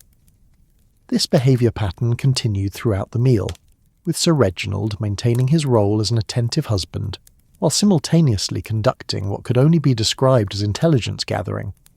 He seemed particularly interested in the movements of certain passengers, the gentleman who had been conducting business correspondence in the smoking lounge, the lady who spent most of her time in intense conversation with the ship's wireless operator, and most intriguingly, the middle-aged man who'd been observed making frequent trips to the restricted areas near the ship's communication equipment. As lunch concluded and passengers began to disperse for their afternoon activities, Poirot made a decision that would have seemed reckless to anyone unfamiliar with his methods. Rather than continuing his passive observation, he would engage Sir Reginald in direct conversation, using the detective's own considerable skills at psychological manipulation to draw out information that mere watching could never reveal. The opportunity presented itself on the promenade deck, where Sir Reginald had gone for what appeared to be his regular post-lunch constitutional. The afternoon sun had transformed the ocean into a canvas of brilliant blues and silvers, while a gentle breeze carried the salt-sweet scent of endless water toward the horizon. It was the sort of day that made ocean travel seem like humanity's greatest achievement, a triumph of engineering and luxury that reduced the Atlantic to a pleasant afternoon stroll. "Sir Reginald," Poirot called out with the cheerful informality appropriate to chance shipboard encounters. "What a magnificent afternoon for appreciating the ocean's grandeur." The baronet turned with the smooth grace of someone who was never truly surprised by anything, though Poirot caught the momentary calculation in his eyes before the social mask slipped perfectly into place. "Indeed, Monsieur Poirot, the Atlantic has been remarkably cooperative for our crossing. One could almost forget that we're dealing with one of nature's most unpredictable forces." It was, Poirot reflected, a fascinating choice of words from someone who was himself dealing with unpredictable forces of a rather different nature. The afternoon conversation between Poirot and Sir Reginald on the promenade deck had proceeded with the careful politeness of two chess masters studying each other's opening moves. What had begun as casual shipboard pleasantries had gradually evolved into something more complex, a verbal dance where each participant sought to learn without revealing, to probe without appearing to do so.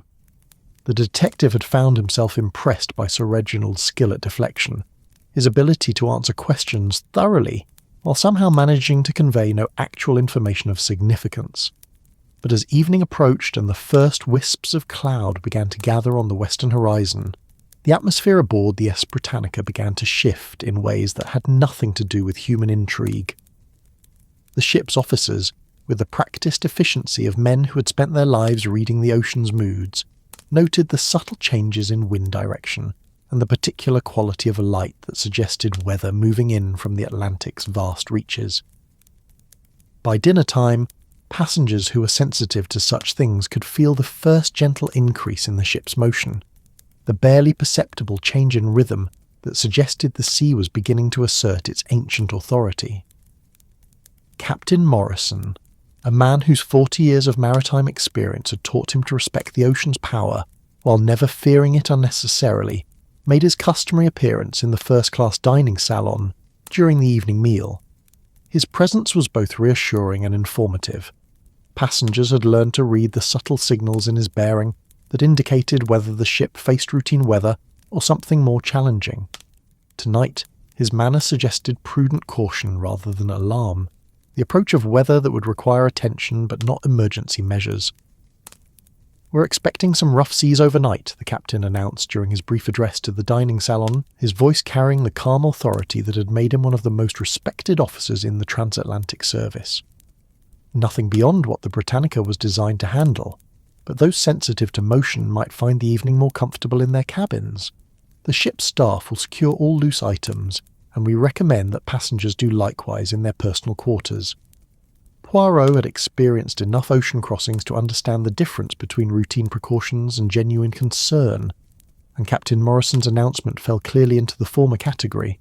Still, the detective found himself thinking about how changing weather might affect the activities of someone who was using the ship's corridors and restricted areas for purposes that required secrecy. Rough seas would mean fewer passengers moving about the ship during the night hours, but they would also mean increased vigilance from the crew members responsible for the vessel's safety. The dining salon's atmosphere that evening carried an undercurrent of anticipation that had nothing to do with the approaching weather. Conversation seemed more animated than usual, as if passengers were unconsciously responding to the energy that preceded significant atmospheric disturbances. Laughter rang out more frequently, voices carried further, and the normal reserve of transatlantic travel seemed to relax in the face of shared adventure. Sir Reginald and Lady Pemberton dined at their customary table, but Poirot noticed that the baronet's attention seemed more focused than usual on the room's social dynamics. His conversation with his wife appeared perfectly normal, but his eyes continued their systematic surveillance of the other passengers, particularly those whose movements might indicate access to restricted areas or unusual knowledge of the ship's operations. As the evening progressed and the ship's motion became more pronounced, passengers began to disperse earlier than usual. Some retired directly to their cabins, seeking the stability that horizontal rest could provide when the ocean began to assert its authority. Others gathered in the more sheltered lounges, where the ship's motion was less noticeable, and conversation could continue without the distraction of trying to maintain balance while standing. Poirot chose to remain in the smoking lounge after dinner, positioning himself where he could observe the gradual exodus of passengers while enjoying the room's atmosphere of masculine comfort. The lounge's leather chairs and heavy furnishings provided a sense of stability, even as the ship began to roll more noticeably with each passing hour. The conversation here had turned, perhaps inevitably, to sea stories, tales of previous crossings, dramatic encounters with Atlantic storms, and the sort of maritime adventures that seemed both thrilling and safely distant when recounted in comfortable surroundings. But the detective's attention was focused less on these entertaining narratives than on the behaviour of specific individuals who seemed unaffected by the increasing motion. Sir Reginald had appeared briefly in the lounge, ostensibly to enjoy a post-dinner brandy, but his presence had been too calculated, his attention too systematic to suggest genuine leisure. He had positioned himself where he could observe both the room's occupants and the corridor beyond, monitoring the movement patterns of late evening travellers with the focus of someone conducting professional surveillance. By 10 o'clock, the ship's motion had increased to the point where walking required careful attention to balance and timing. The Britannica rode the swells with the steady grace of a well-designed vessel, but her passengers could feel the ocean's growing energy in the way furniture creaked, in the subtle variations in the angle of floors and walls, and in the changing patterns of light from the electric fixtures that swayed gently with each roll. It was at this point that Poirot made his decision to conduct what he privately termed a storm reconnaissance, an investigation that would take advantage of the reduced passenger activity to explore areas of the ship that might normally be too risky to examine. The increasing weather provided perfect cover for someone who needed to move through restricted areas, as crew members would be focused on their storm preparations rather than watching for unauthorized visitors. Leaving the smoking lounge with the casual air of someone retiring for the evening, Poirot instead made his way toward the service corridors where his previous investigation had detected traces of Cuban cigar smoke. The ship's motion was more noticeable in these utilitarian spaces, where the lack of luxury furnishings meant that passengers felt more directly connected to the ocean's energy. Handholds had been installed along the walls for exactly such conditions, and Poirot found himself grateful for their solid presence as he navigated corridors that seemed to shift and sway with each wave. The service area showed clear signs of storm preparation. Loose equipment had been secured, doors had been latched with extra care, and the ship's crew moved through their duties with the focused efficiency of professionals dealing with familiar challenges. But it was precisely this atmosphere of routine emergency preparation that made Poirot's presence less conspicuous. In conditions where everyone was moving with unusual purpose, One more figure navigating the corridors with determined intent attracted little attention. Following the route his previous investigation had mapped out, Poirot made his way toward the areas near the wireless room where the cigar trail had led him. The increasing motion made the journey more challenging than his earlier exploration, but it also provided acoustic cover. The ship's creaking and the sound of water against the hull masked the small noises that movement inevitably created. As he approached the restricted communications area, Poirot became aware of activity that seemed inconsistent with the normal storm preparations. Through a partially open service door, he could see someone moving in the wireless room itself, but the figure's actions seemed focused on the equipment rather than on securing it against the storm's effects. More intriguingly, the person's movements had the careful precision of someone who understood exactly what they were doing, who was following a predetermined plan rather than responding to immediate circumstances. The detective positioned himself where he could observe, without being detected, a skill that required both patience and the ability to remain motionless despite the ship's increasing motion. What he saw confirmed his growing suspicions about the true nature of the activities being conducted aboard the Britannica. The figure in the wireless room, whose identity was obscured by the shadows and the angle of observation, was clearly operating radio equipment with professional competence, sending what appeared to be coded transmissions that had nothing to do with the ship's official communications. The transmissions themselves were brief and seemed to follow a predetermined schedule, suggesting that they were part of a larger communication network that used the ship's transatlantic crossing as a mobile platform for intelligence gathering and distribution. The operator's movements showed familiarity with both the equipment and the procedures, indicating someone who had either received professional training or had extensive experience with clandestine communications. But Poirot's observation was interrupted by the arrival of someone else in the corridor, a figure who moved with the confident stealth of someone who belonged in these restricted areas. Even in the limited light and challenging conditions, the detective recognised the bearing and movement patterns of Sir Reginald Pemberton, though the baronet's appearance had been subtly altered in ways that suggested preparation for activities that required concealment. Sir Reginald had abandoned the perfectly groomed appearance he maintained in passenger areas, adopting instead the practical dress of someone who needed to move quickly and efficiently through the ship's working spaces. His clothes were darker, his movements more purposeful, and his entire demeanour had shifted from that of a gentleman of leisure to someone engaged in urgent professional activity. The transformation was remarkable not just in its completeness, but in its implications. Sir Reginald's change in appearance and behaviour confirmed that his identity as a conventional passenger was indeed an elaborate construction, a cover story that allowed him to conduct very different activities under the protection of legitimate civilian status.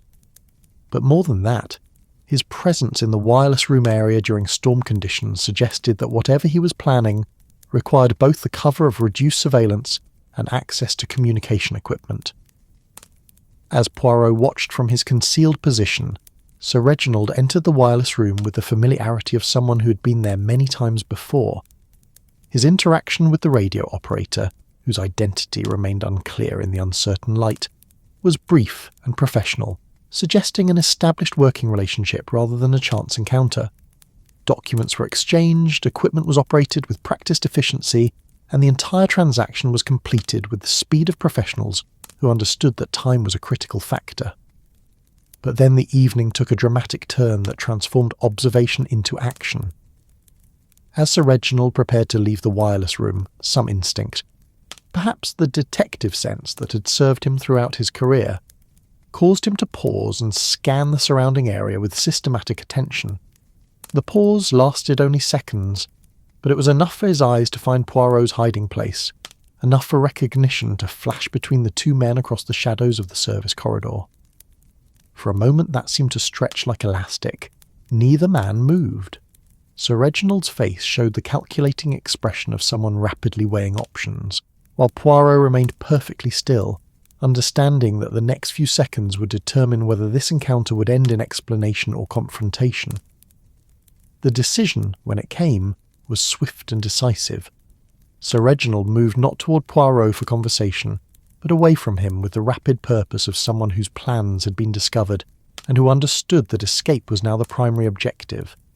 His movement through the service corridor showed intimate knowledge of the ship's layout, but also the urgency of someone who recognised that his carefully constructed cover had been irreparably compromised. Poirot's response was equally swift, though complicated by the ship's increasingly violent motion as the storm began to assert its full authority over the Atlantic. The pursuit that followed would require not just determination and intelligence, but the physical courage to navigate a ship that was beginning to fight seriously with the ocean's power. The chase led through corridors that seemed to shift and buckle with each wave, past equipment that groaned and rattled with the strain of forces that reminded everyone aboard that they were ultimately guests in an environment that could turn hostile without warning. Sir Reginald's escape route showed professional planning. He moved through areas where his passage would be least likely to attract attention, using service passages and crew areas that most passengers never saw. But as they climbed toward the upper decks, the ship's motion became increasingly violent, and the sound of wind and water grew from a distant whisper to an immediate roar. Through portholes and occasional glimpses of the outside world, Poirot could see that the storm had arrived, with the full drama that only the Atlantic could provide. Waves that had been gentle swells during the afternoon had transformed into moving mountains of water that lifted the ship and then dropped it, with forces that tested every rivet and weld in her construction. The pursuit led finally to the outer decks, where the storm's full fury was immediately apparent. Wind that had been a gentle breeze hours earlier now shrieked through the rigging with voices that seemed almost alive, while waves crashed against the ship's hull with impacts that shook the entire vessel. Rain driven by the wind struck like bullets, and the air itself seemed to move with malevolent purpose. On deck, the storm transformed the elegant luxury liner into something primal, a contest between human engineering and nature's raw power. The deck lights, which had provided gentle illumination for evening strolls during calm weather, now swayed wildly in the wind, casting moving shadows that made every surface treacherous and every step uncertain. Sir Reginald's flight across the storm-lashed deck showed both desperation and skill. He moved with the balance of someone accustomed to challenging physical conditions, using the ship's fixtures and fittings to maintain stability while the deck pitched and rolled beneath his feet. But his route was clearly leading toward a specific destination, not random flight, but movement toward some predetermined escape plan that required access to the ship's outer reaches. Poirot followed with the determination of someone who understood that this moment represented the culmination of his investigation, the point where careful observation and patient deduction would either be vindicated or rendered meaningless. The physical challenge of maintaining pursuit in storm conditions tested not just his balance and courage, but his commitment to seeing the mystery through to its conclusion regardless of personal risk. The storm had transformed the ship's elegant promenades into a battlefield where every step required careful calculation and every handhold became precious. The wind carried spray that stung like ice, while the deck's motion made walking feel like a continuous exercise in controlled falling. But both pursuer and pursued understood that this dramatic chase was merely the physical manifestation of a more complex game that had been playing out in shadows and whispers since the voyage began. As they moved toward the ship's stern, where the storm's effects were amplified by the vessel's motion through the waves, Poirot could see that Sir Reginald's escape route was leading toward equipment that might provide access to the ship's lifeboats or emergency communication devices. The implications were sobering. This was not simply the flight of someone caught in an embarrassing deception, but the desperate action of someone whose mission was important enough to risk everything, rather than submit to capture and questioning. The storm reached its crescendo as both men approached a section of the deck where a single electric lamp, protected by a heavy glass housing, provided the only illumination in a world gone mad with wind and water. The lamp swayed violently with each gust, casting wild shadows that made the deck seem to writhe like something alive, while the sound of waves crashing far below provided a constant reminder of the forces that surrounded them. It was here, under this flickering beacon in the midst of nature's fury, that the final confrontation would take place, where months of careful planning and patient investigation would reach their climax in a test of will and determination that would determine not just the fate of individuals, but potentially the security of nations in a world growing increasingly unstable with each passing day. Under the storm-battered lamp that swayed like a pendulum marking time in a world gone mad, Hercule Poirot and the man he had known as Sir Reginald Pemberton faced each other across a deck that pitched and rolled with the fury of an Atlantic tempest at its peak. The electric bulb, protected by its heavy glass housing, cast wild shadows that danced and writhed with each gust of wind, transforming the familiar contours of the ship's deck into an alien landscape where every surface seemed treacherous and every shadow held potential danger. The rain came not in drops but in sheets, driven by winds that howled through the rigging with voices that seemed almost human in their intensity. The deck beneath their feet was slick with spray and rain, while the ship's motion had become so violent that maintaining balance required constant attention and the use of every available handhold. Far below, waves crashed against the Britannica's hull with impacts that shook the entire vessel, each collision a reminder of the vast forces that surrounded their small island of civilization in the midst of oceanic chaos. Sir Reginald, or whoever he truly was, had been cornered not by Poirot's pursuit alone, but by the convergence of circumstances that left him no viable escape route. Behind him lay the ship's stern, where lifeboats swung in their davits like caged birds desperate for freedom, while the storm made any attempt to launch such craft an act of suicide rather than salvation. To his sides, the deck rails offered only the dubious refuge of a leap into waters that would claim a man's life within minutes of contact. And before him stood the Belgian detective, whose small stature was deceptive in its apparent harmlessness, but whose reputation for tenacious pursuit was known throughout the circles where such things mattered. "Monsieur Poirot," the man called out over the storm's roar, his voice carrying clearly despite the wind because of the trained projection of someone accustomed to making himself heard in challenging circumstances. "I must confess, I had hoped our association might remain on the level of pleasant shipboard acquaintanceship. You have forced me to reveal aspects of myself that I would have preferred to keep private." The detective studied his quarry with the careful attention of someone who understood that this moment represented the culmination of everything his investigation had uncovered. The transformation in Sir Reginald's bearing was complete now. Gone was the slightly nervous precision of aristocratic mannerisms, replaced by the confident stance of someone comfortable with physical danger and trained to operate in hostile environments. Even his accent had shifted subtly, losing the cultured tones of British nobility and revealing traces of something more complex, more international in its origins. "Indeed," Poirot replied, his own voice remarkably calm given the circumstances. "I suspect that Sir Reginald Pemberton is merely one of several identities you have worn during your career. The question that interests me now is not who you are pretending to be, but who you actually are, and more importantly, what you have taken from this ship that is worth risking your life to protect."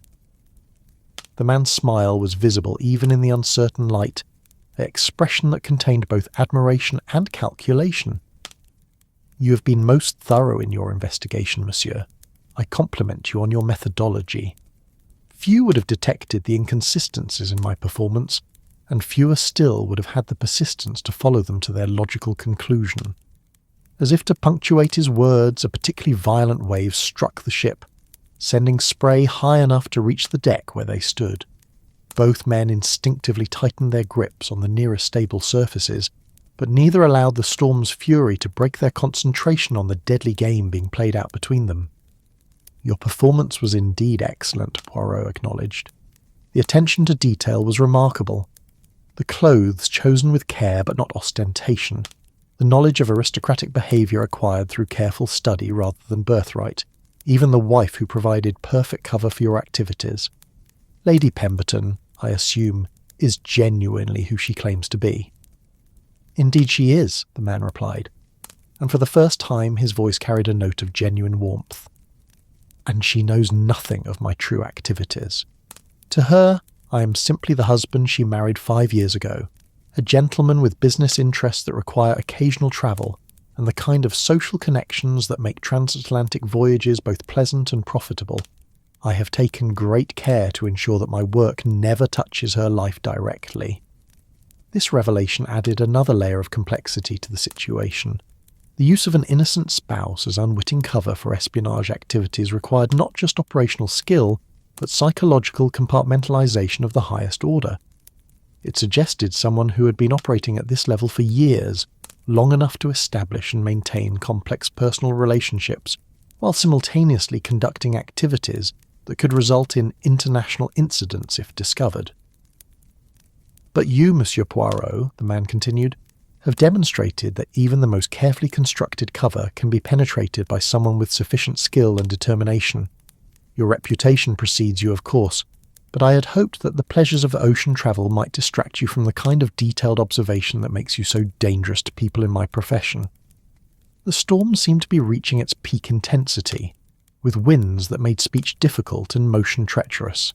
The lamp above them swayed through increasingly wide arcs, its light creating a stroboscopic effect that turned the confrontation into something dreamlike and surreal.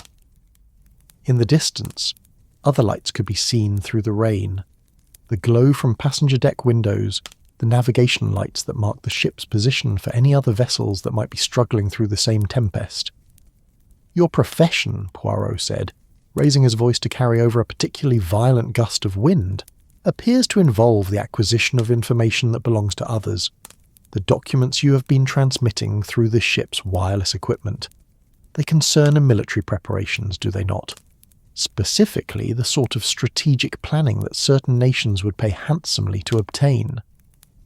The man's expression showed neither surprise nor denial at this accusation. Instead, he seemed almost relieved that the pretense could finally be abandoned, that the careful game of social interaction could give way to the more direct communication of professionals who understood each other's capabilities.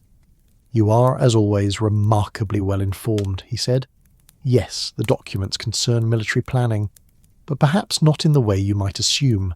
I am not, as you seem to suspect, stealing secrets to sell to the highest bidder. My activities are considerably more complex than simple mercenary espionage." This admission opened new possibilities that Poirot's detective mind immediately began to explore. If the man was not operating as a freelance spy, then his activities might be sanctioned by some government agency, which would explain both his professional competence and his access to sophisticated communication equipment. But it would also mean that the stakes involved were considerably higher than mere criminal activity. "You work for a government," Poirot stated rather than asked. "But the question remains, which government, and are their interests aligned with those of the ship's flag state? Or are you operating in what the diplomats would call an irregular capacity?" The man's pause before answering was filled by another crash of waves against the hull, the sound echoing up through the ship's structure like thunder contained within steel walls. When he spoke again, his voice carried the weight of someone making decisions that would have consequences far beyond the immediate moment. "I work for His Majesty's government," he said finally, "but in a capacity that requires what you might call operational flexibility. The documents I have been transmitting concern German military preparations that pose a significant threat to British interests. However, the methods by which these documents were obtained and the channels through which they are being transmitted are not ones that could be acknowledged through official diplomatic channels." The implications of this revelation reframed everything Poirot had observed about the man's activities. If he was a British intelligence operative working under unofficial cover, then his presence aboard the Britannica represented not simple espionage, but a complex operation designed to move sensitive information through channels that could not be traced back to official government sources.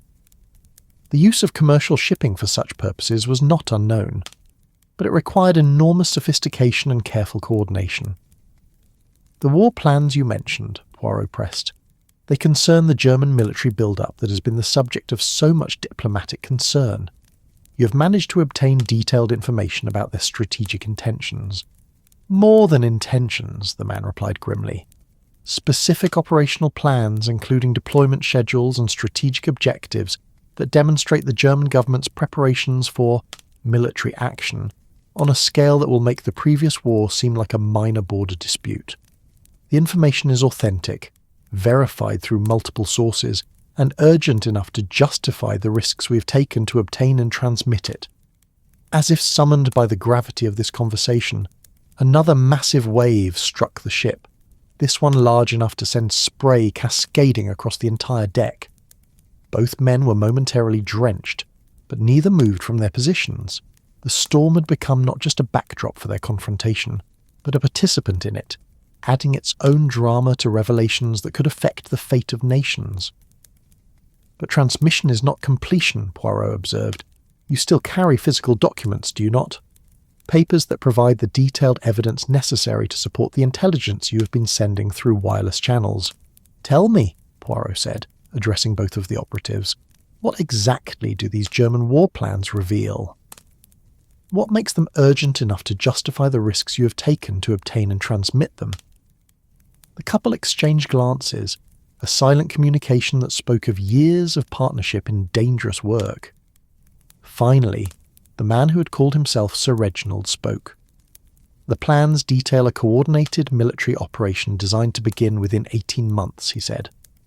Not the gradual build-up that most observers expect, but a swift, overwhelming assault that would secure German control of Central Europe before other nations could respond effectively. The intelligence we have obtained indicates preparations on a scale that would make resistance virtually impossible if the attack proceeds according to schedule. And the documents you carry provide the specific evidence that British intelligence requires to convince the government that immediate action is necessary, Poirot concluded.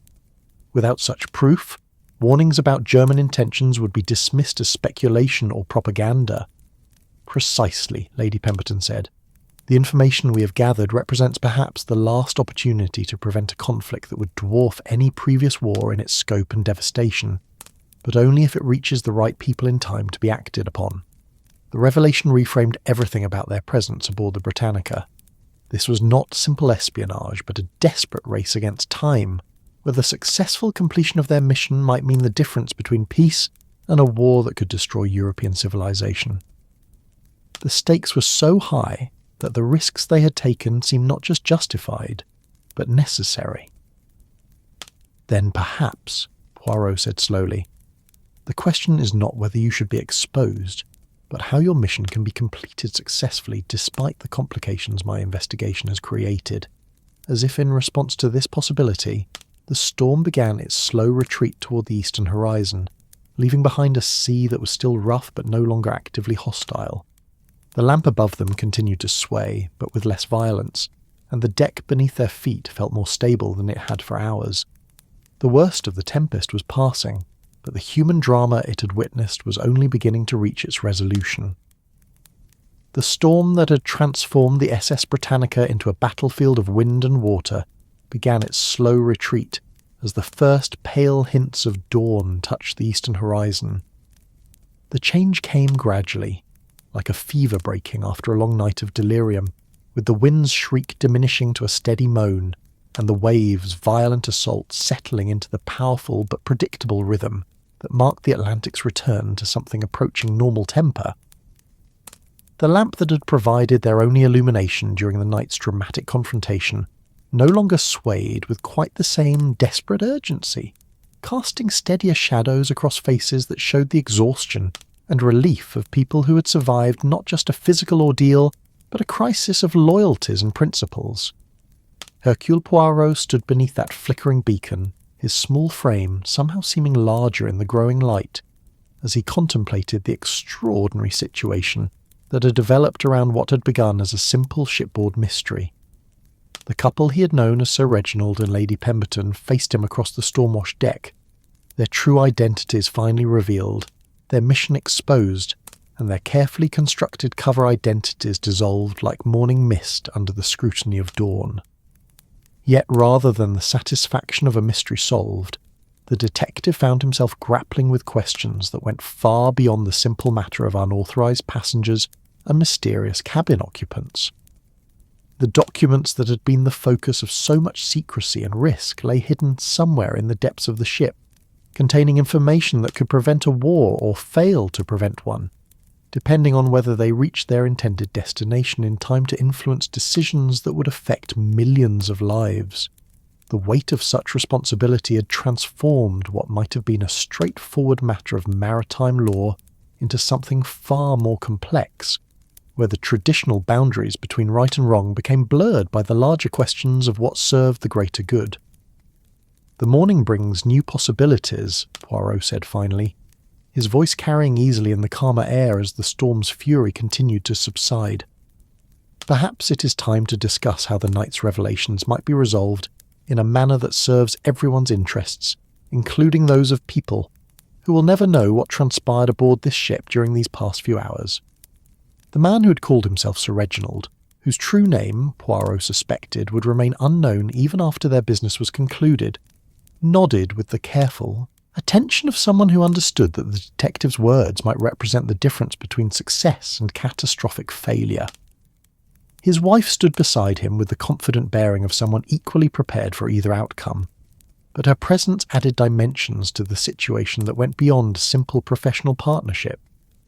"You speak of resolution," the man said, "but I confess I am uncertain what form such resolution might take. My wife and I have completed our primary mission. The intelligence has been transmitted to our superiors through channels that cannot be traced back to this ship or its passengers. But the supporting documentation remains in our possession, and without it, the warnings we have sent may be dismissed as unreliable or fabricated." The growing daylight revealed details that had been hidden by the storm's fury and the uncertain illumination of the deck lamp. The ship showed signs of her battle with the tempest. Deck chairs had been overturned despite being secured, salt spray had left crystalline deposits on every surface, and the brass fittings showed the peculiar polish that came from hours of wind-driven rain. But the Britannica's fundamental integrity remained uncompromised, her lines as elegant as ever, her passengers and crew safe within her steel embrace. "The documentation you carry," Poirot said thoughtfully, "it provides the detailed evidence that your government requires to act upon the intelligence you have transmitted. Without such authentication, even the most alarming warnings might be attributed to agents provocateurs or dismissed as elaborate deceptions designed to manipulate British policy." Lady Pemberton, whose real name was equally mysterious, but whose competence was increasingly evident, spoke with the precision of someone who had thought through every aspect of their situation. "Precisely, Monsieur Poirot. Intelligence work operates on verification and cross-reference. A wireless transmission, no matter how detailed, remains simply information until it can be supported by physical evidence that proves its authenticity and accuracy. The implications were sobering. If the documents failed to reach their destination, the warnings about German military preparations might be ignored until it was too late to prevent the very conflict they were trying to avoid. But if the couple's activities were exposed through conventional law enforcement channels, the documents might be confiscated as evidence in a criminal proceeding, effectively removing them from the intelligence pipeline at the crucial moment when they were most needed. There is also, the woman continued, the matter of our own situation. We have operated under carefully constructed identities for several years, identities that have allowed us to move freely through social circles where valuable intelligence can be gathered. If those identities are compromised through criminal proceedings, our effectiveness as intelligence gatherers would be permanently destroyed." Poirot found himself thinking not just about the immediate problem of the stolen documents, but about the larger questions of duty and loyalty that the situation raised. His own background included years of service in law enforcement, where the principles of justice and legal procedure had provided clear guidelines for distinguishing between right and wrong. But the world of international intelligence operated according to different rules, where actions that might be criminal in one context could be heroic in another. The dawn continued its slow progress across the Atlantic sky, painting the ocean in shades of rose and gold that seemed almost impossibly beautiful after the violence of the night storm. The water still ran high, with waves that would have seemed enormous under normal circumstances, but the chaotic fury had given way to the kind of organised power that experienced sailors could work with rather than simply endure. "Perhaps," Poirot said slowly, "the The solution lies not in choosing between law and intelligence work, but in finding a way to serve both. Your mission requires that the documents reach their destination, but it also requires that your activities not be exposed in ways that would compromise future operations. The couple exchanged the kind of glance that spoke of years of partnership in dangerous work, a silent communication that weighed risks and possibilities with the efficiency of professionals who had learned to make life or death decisions quickly and accurately. "What do you propose?" the man asked, his voice carrying both hope and wariness. "I propose," Poirot replied, "that we consider the possibility that the mystery of Cabin 47 might be resolved in a manner that satisfies my curiosity without necessarily requiring a complete exposition of your activities. After all, the original question was simply whether someone was occupying a cabin that was officially unoccupied. That question can be answered without delving into the details of why such occupancy was necessary. This suggestion opened possibilities that had not existed moments before. If Poirot could satisfy the shipboard gossip about the mysterious passenger without revealing the full scope of the intelligence operation, it might be possible to complete the mission while preserving the operational security that made future activities possible. "You would be willing to provide a simplified explanation of events?" Lady Pemberton asked, her voice carrying the careful neutrality of someone who understood that intelligence work often required creative interpretations of truth. "I would be willing to provide an explanation that serves the cause of justice without necessarily serving the cause of complete transparency," Poirot replied diplomatically. "There are many forms of truth, and sometimes the most important truth is the one that prevents greater harm from occurring." As they spoke, the ship's routine began to reassert itself after the long night of storm. Early rising passengers appeared on deck, drawn by the spectacular sunrise and the relief of calmer seas. Crew members moved through their morning duties with the systematic efficiency that marked professional seamanship, checking for storm damage, securing equipment that had worked loose during the night, and generally returning the Britannica to her normal state of elegant functionality. The three conspirators, for that, Poirot reflected, was what they had become, found themselves in the peculiar position of needing to resolve matters of international significance, while maintaining the appearance of casual shipboard acquaintanceship. The growing activity on deck provided both cover for their conversation and pressure to reach conclusions before their extended private discussion attracted unwanted attention. "The documents you carry," Poirot said, "they must reach London within a specific time frame to be of maximum value. How are you planning to accomplish that transfer upon reaching New York diplomatic pouch?" the man replied. "We have arranged for the materials to be transferred to the British consulate in New York, from which they will be sent to London through official channels that guarantee both speed and security. And your own travel arrangements after New York?" "We disappear," Lady Pemberton said simply.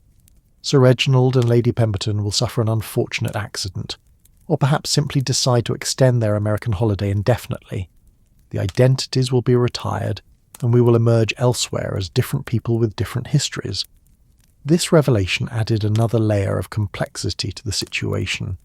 The couple's carefully constructed identities were always intended to be temporary, designed to facilitate a specific operation before being discarded like worn clothing. Their exposure through Poirot's investigation was inconvenient but not necessarily catastrophic, provided it could be managed in ways that did not interfere with the completion of their mission. The sun continued its climb above the horizon, painting the ocean in colours that seemed to wash away the memory of the night's violence. The storm was moving away toward the eastern horizon, leaving behind clear skies and the kind of brilliant morning light that made the Atlantic seem like a highway, paved with diamonds rather than a hostile wilderness of wind and water. "I believe," Poirot said finally, "that a solution presents itself. The mystery of Cabin 47 was indeed a mystery of unauthorized occupancy, but by a passenger who had legitimate business aboard the ship and who used the cabin for purposes that, while irregular, served the greater good. The passenger in question has now concluded his business and will be disembarking normally in New York, where the matter will be resolved through appropriate channels. This explanation had the virtue of being essentially truthful while omitting the details that would compromise ongoing intelligence operations. It satisfied the detective's need to solve the mystery, while preserving the operational security that the couple's mission required. "And the documents?" the woman asked. "Will reach their intended destination through the channels you have established," Poirot replied.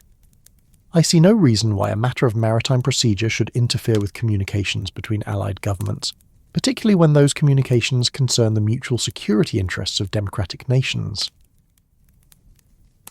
The arrangement they were crafting represented a delicate balance between competing loyalties and principles.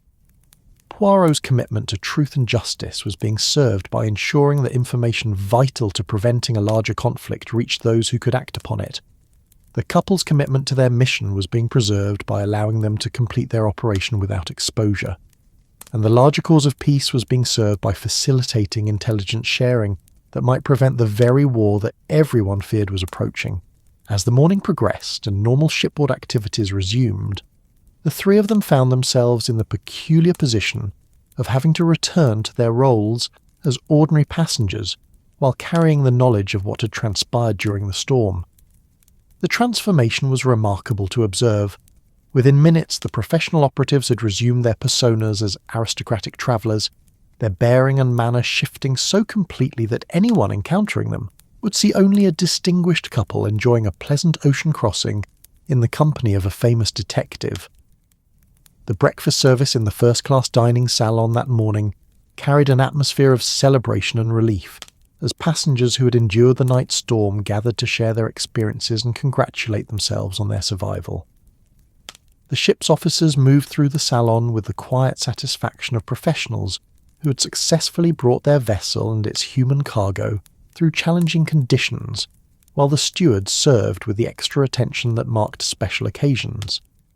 Mrs. Carmichael, resplendent in morning dress that suggested she had slept peacefully through the entire tempest, held court at her usual table with tales of how the storm had sounded from the safety of her cabin. Her account, while dramatic, bore little resemblance to the actual violence that had raged outside her windows, but her audience seemed perfectly content with her theatrical interpretation of events. Colonel Hastings, looking somewhat worse for wear after a night spent listening to the ocean's assault on the ship's hull, was engaged in animated discussion with fellow passengers about the professional competence of the crew and the excellent design of modern ocean liners. His military background had given him an appreciation for both the challenge the storm had presented and the skill with which it had been met. It was Lady Pemberton who first mentioned the resolution of the Cabin 47 mystery, her comment delivered with the casual precision of someone accustomed to managing information flow in social settings. "I understand that Monsieur Poirot has solved the puzzle of our mysterious passenger," she said, her voice carrying just the right note of satisfied curiosity. "It seems there was indeed someone using the cabin, but for perfectly legitimate reasons that required a certain amount of discretion. Poirot, who had been enjoying his morning coffee with the particular satisfaction of someone who had spent a challenging night reaching satisfactory conclusions, nodded with the modest pride appropriate to successful detection work. "Indeed," he said. The gentleman in question was conducting business that required privacy, but nothing that violated any maritime laws or ship's regulations. A simple matter of commercial discretion rather than criminal activity. Such things are not uncommon in international commerce, particularly when delicate negotiations are involved. This explanation satisfied the assembled passengers' curiosity while providing enough vagueness to discourage further inquiry. The suggestion of commercial negotiations requiring discretion was believable enough to end speculation without providing details that might compromise operational security. Sir Reginald, playing his role with perfect conviction, smiled with the appropriate mixture of relief and amusement. "I must confess, I was beginning to worry that we had a genuine mystery on our hands. It's reassuring to know that even in our modern age of international travel, there are reasonable explanations for apparent anomalies." The conversation that followed touched on the broader topics that had occupied passengers throughout the voyage: the changing nature of international commerce, the increasing complexity of diplomatic relations in Europe, and the general sense that the world was entering a period of significant transformation. But beneath these surface discussions, Poirot was aware of undercurrents that had been invisible to him before his nighttime revelations. Several passengers, he now realised, were engaged in activities that went beyond simple tourism or routine business travel. The gentleman who spent so much time near the wireless equipment was almost certainly monitoring communications for purposes that had nothing to do with personal correspondence. The lady who maintained such intensive conversations with crew members was probably gathering intelligence about the ship's operations and passenger manifest. Even some of the seemingly casual social interactions carried the subtle precision of people who were professionally trained to extract information through conversation. The realization that the Britannica carried multiple intelligence operatives from various nations was sobering but not entirely surprising. Ocean liners in the 1930s served as neutral meeting grounds where representatives of different governments could encounter each other without the formal protocols that governed diplomatic relations on land. In an era of increasing international tension, such venues provided invaluable opportunities for the kind of informal intelligence gathering that might prevent misunderstandings from escalating into conflicts. As the day progressed toward the ship's arrival in New York Harbor, Poirot found himself reflecting on the complex moral and practical questions that his investigation had raised. The traditional role of a detective was to uncover truth and ensure that justice was served through proper legal channels. But in a world where the stakes included the possibility of wars that could destroy entire civilizations, the definition of justice became more complex.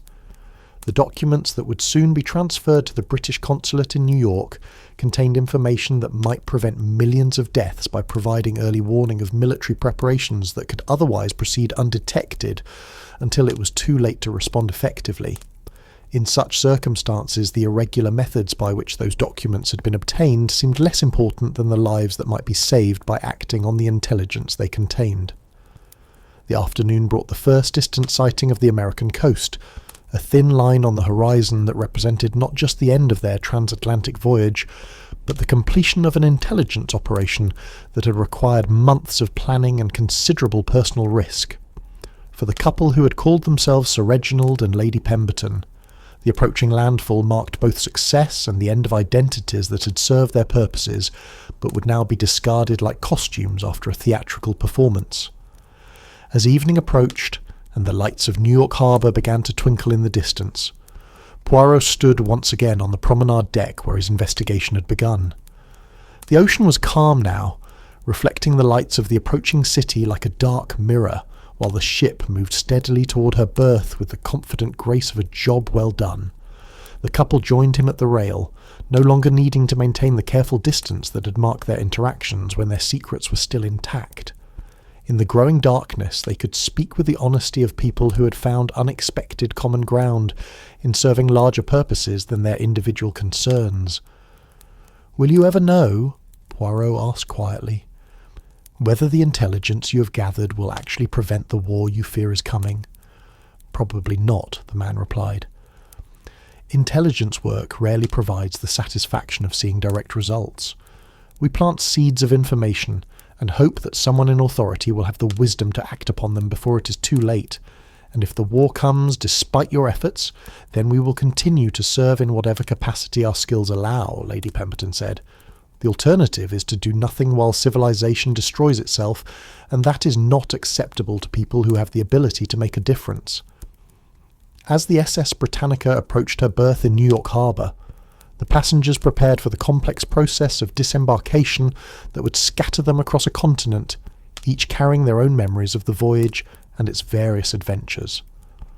For most, the crossing would be remembered as a pleasant interlude of luxury travel marked by dramatic weather and interesting social encounters.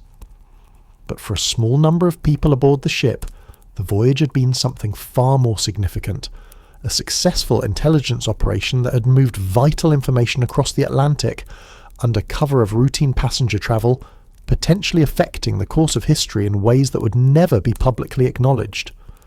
The mystery of the silent passenger had been solved, but its solution had revealed deeper mysteries about the nature of duty, loyalty, and the price of preventing wars that most people would never know had been threatened. As the great liner settled into her berth and prepared to release her human cargo into the complexities of life on shore, those mysteries remained, carried forward by people whose true names would never appear in any official record of the voyage. The Atlantic stretched endlessly behind them, keeping its secrets as it had for countless centuries, while ahead lay a continent where the information they had gathered would either help preserve peace or prove insufficient to prevent the catastrophe that seemed increasingly inevitable with each passing month.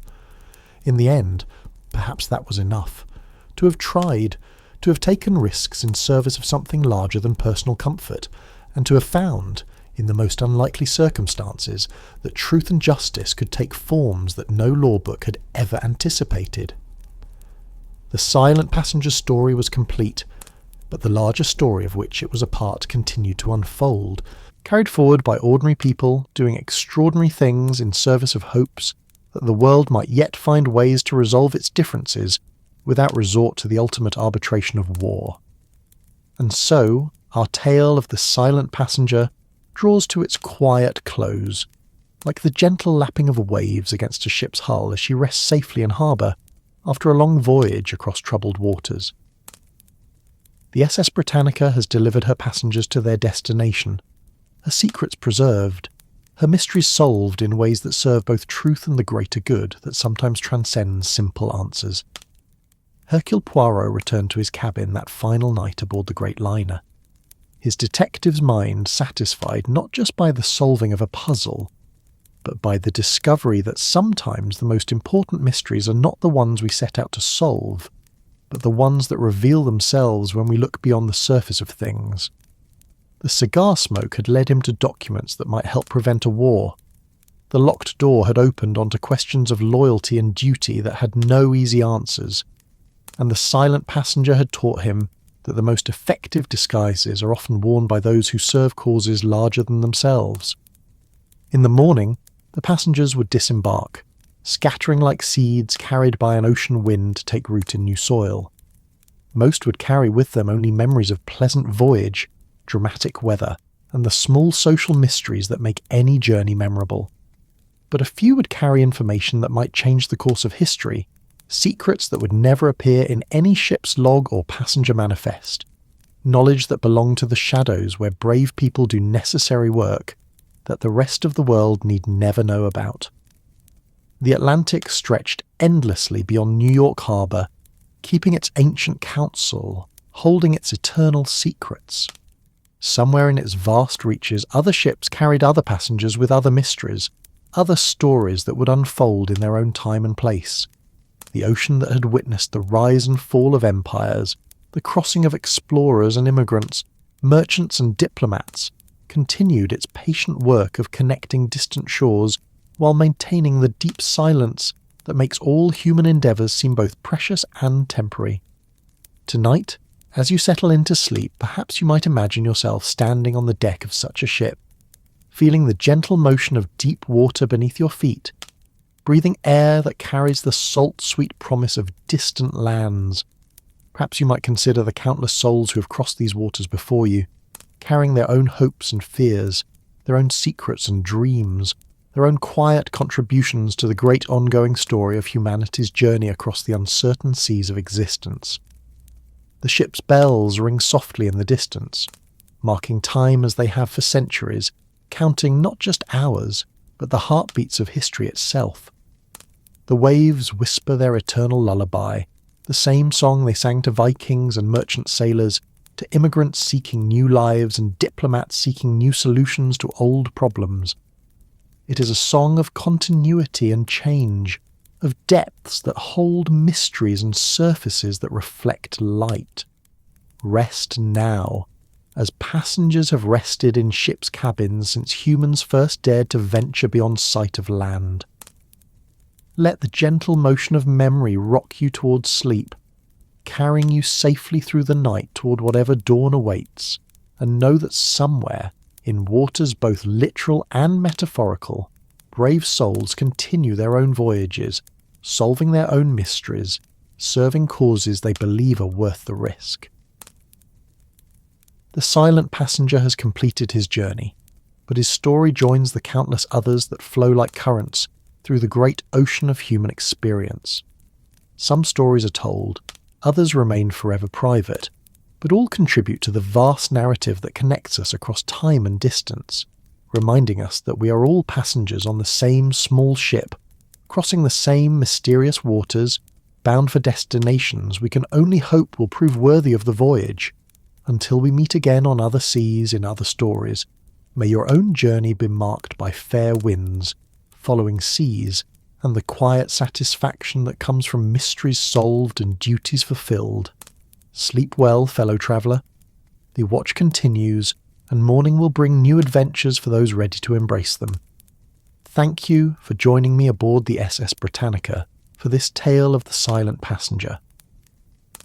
If this story brought you comfort in the night, please consider subscribing to What If Sleep Storian for more gentle mysteries and peaceful journeys.